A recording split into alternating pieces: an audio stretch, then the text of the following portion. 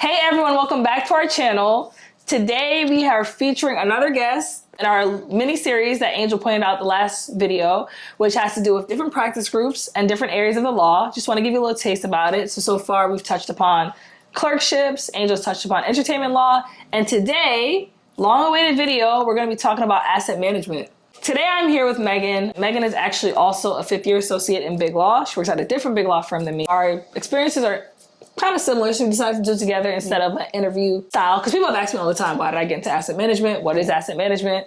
What is private equity? And what do you tell them?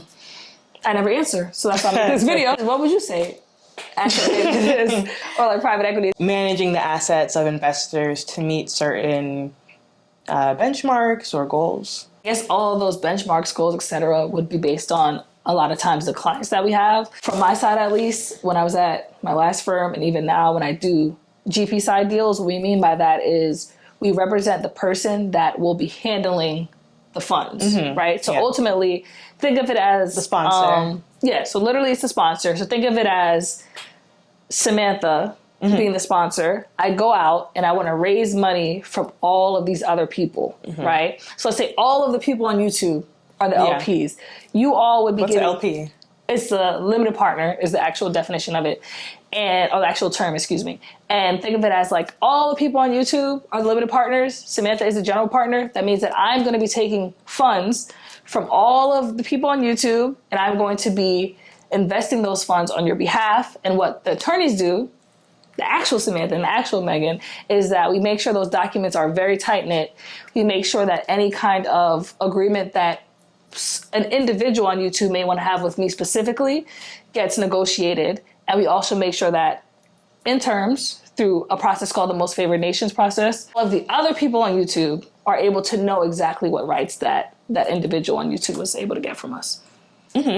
So you mostly represent GP. Do you represent any of the investors? When I think of myself specifically, I would probably break it down to a few camps. Like I do deals with family offices and high net worth individuals. And then we have GP side deals, which is like kind of the majority of what I've done my whole career so far.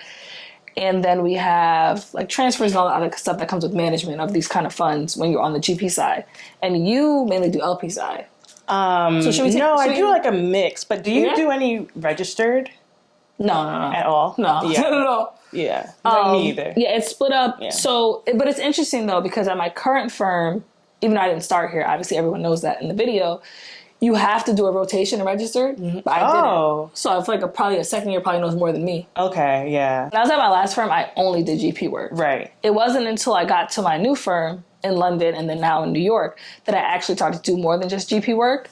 So I now do, as I said before, I work for like high net worth individuals and family offices. And what that means is that when those individuals or those family offices want to invest in a fund, I will review the documents to flag any red flag issues to them. Do the funds tend to, like, do they have their own legal or they just solely go to you guys?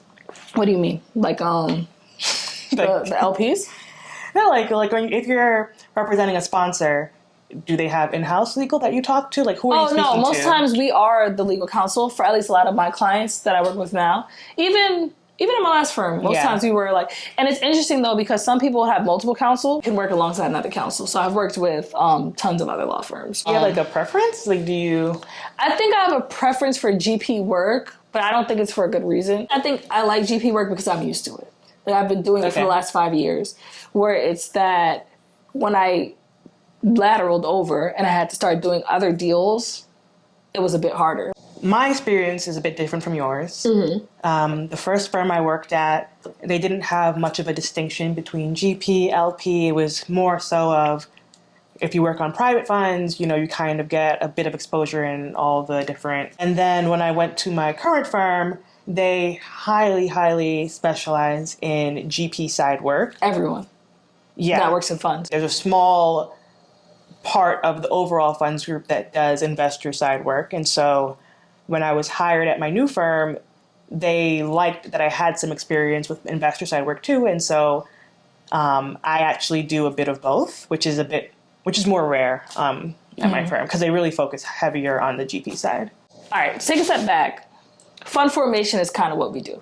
So if you ever heard of fund formation, that's where we should start. I'll say the big asset managers in the world. When you think about, oh, all of these people are putting their money into a private fund, which is separate than the stock market. That's all public work. We don't touch that, right? So if our clients' work goes public, we're getting fired. And it is intentionally meant to stay private so that clients and other individuals can manage the assets how they wish without having a lot of intervention. So I'll start with why I chose asset management. As a 1L back in law school, I was actually a New York Bar Fellow, and I was placed at the Bank of New York Mellon. I worked in a couple of groups when I was at the bank. I worked in copyright, which I was shocked to know that was even at the bank. I worked in wealth management is what it was called at the time, and I worked in IP. And out of the three groups, I really enjoyed wealth management. What interested me was, one, to kind of see a lot of money moving. I thought it was interesting. Not like a love of money kind of thing, but it was exciting. It was like, damn, okay, you got 50 million going here. 100. It was crazy. Like to see those kind of figures all over the place was crazy, especially when laid out in an Excel sheet. Yeah. So I wanted to learn a little bit more about like how you expanded wealth, what people wanted to invest in. And that's what kind of led me down that path. And then when I was a summer associate, my 2L summer, I again worked in a number of other groups, knowing that I kind of had an interest in asset management, but that it wasn't the end all be all. I hadn't taken SecReg, but I knew I didn't want to do litigation. I tried out different groups. I tried out labor, I tried out M&A, I tried out restructuring. So in addition to the actual content of the work, I also enjoy the people the best. And it's funny because I always tell them don't choose practice groups based on the people, but that is one of the reasons why I chose asset management. And I really don't regret it. I think that the personalities were more of a fit with who I am, still to this day. So yeah, that's the reason I chose asset management. Like the collegial aspect? Yeah. In comparison to other big law departments or big law groups, fund formation, investment management kind of lends itself more to more of a collegial environment within your firm, but also across the industry. These funds have life terms of maybe 10 years or so. You have open-end funds or closed-end funds. Open-end funds just continue in perpetuity until investors decide to withdraw or redeem their interest. And then closed-end funds, the market standard right now is for them to go on for 10 years plus. And so although you do negotiate the beginning documents, the fund documents when the investor's coming in, you could end up, with ongoing discussions for the remainder of that fund's life. So that 10 years, if it's a closed end, and then forever if it's a open end. Since you know that you're going to keep seeing these people and working with them past the initial transaction, I think it makes it just a bit more collegial than other groups. And that's also what makes fund formation and the way in which we practice a little bit different than other funds. So like VC funds, hedge funds, because a lot of those you actually do leverage for a shorter period of time, right? PE is to build money over time, over those 10 years. And like she mentioned, in addition to collegiality, there's also the foreseeability of kind of like timelines, right? Like a little bit more when you're going to be very busy. A little bit more when you're going to be very slow kind of thing, which is another reason why people do pick funds compared to other things like M&A, right? Like M&A is sexy, right? You're in the magazines, you own these kind of things. But funds is a bit more reserved. It's like your lifestyle is a little better, not always. Like it's like funds, it's unlikely you're going to be up for 7 days in a row. Less emergencies that would be like, oh man, for the next 2 weeks, I'm going to have little sleep or whatever. Yeah. There's a lot more predictability for sure. How did you choose it when you were first at your first law firm? Because I get why you chose it, but how did you kind of get introduced to it? I mean, so at my initial firm, we did a rotation system. So I did rotation in capital markets, and then I went over to investment management. And I liked investment management a bit more, but also partly because of the reasons why I already explained. As a first year, you don't do that much substance. I liked how the negotiations went. I was able to observe, and I felt like for me, just having personal interest in investing, that just kind of aligned better with my own personal decisions. And so it was a pretty easy decision for me to keep going with it. That's interesting too, because I personally don't think I went into investment management because of my own personal interest in the field. But I do think through the practice group, I've learned how to kind of apply the information to my own life. Even there was a point in time where I really wanted to get into real estate on a personal level. So I was seeking out a lot of real estate funds. And understanding SPACs and the different taxes and all this kind of things in the fund formation sense of it. So I thought that was interesting. Yeah, I feel like that's another thing with investment management. Like, because I did some real estate work when I was a summer. And so we talked about why we chose it. Let's give them an overview of our day-to-day, like kind of what that looks like for you. Mostly work with Asia. And so in a way, a lot of things happen. So Asian funds? No. Or Asian client? Asian clients. Okay. So Asian clients, and then my main GP client is California. So in a way, a lot of things that happen for me happen overnight. But that also kind of gives me some flexibility, because when I wake up, as long as like, you know, nothing is like pending or like closing tomorrow or something like that, there may be emails that went across, but like they also understand like, oh, she's probably waking up now, and they're also, you know, going to bed. And so I do kind of have like my daytime before they wake up kind of thing. Yeah. Okay. To kind of like, okay, like if something comes in from, and I know it's for Asia, I know I can wait later in the day to really like get into it, versus like some of my New York stuff, just because I know like Asia's not even gonna see it until later. It's a good way to compartmentalize, for sure. Yeah, you have to.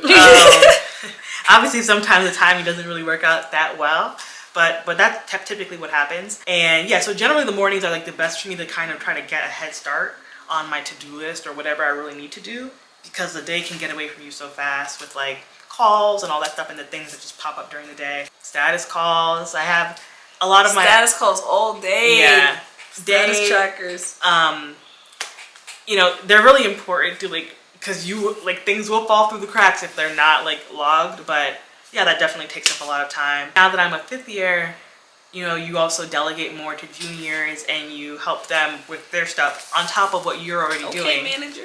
So, you know, things can pop up during the day that you weren't really planning for, but because, you know, you're teaching as well, like you kind of have to deal with it. And so anytime, I don't think I like the structure too much that we work in, where like everyone is automatically a manager. Because if we're just being honest, some people are not good managers, and there's no training to be a manager. You just got to do what the person before you did, and sometimes it's just a cycle of kind of bad management happening. Yeah, I mean, they really don't teach you how to be a manager, and one day you just are. Yeah, and you become a manager just by like seniority and like doing fine with like your actual job, but that doesn't actually give you the tools to delegate or really teach. I find it helpful to explain things because it reinforces my own knowledge. And you enjoyed this video, enjoyed learning about private equity, why we chose fund formation and asset management, investment funds, whatever you want to call it. Those are all the same things in the context in which we are using it. Like, comment, subscribe, and share, and watch out for more videos. This is Megan's first video since 2019. How do you feel? It's weird. It feels a little weird, but I'm excited to see your series. And okay. I'm excited to see you guys do more videos and content. Okay. Because we're back. Yeah. We'll be back. All right. See you guys later.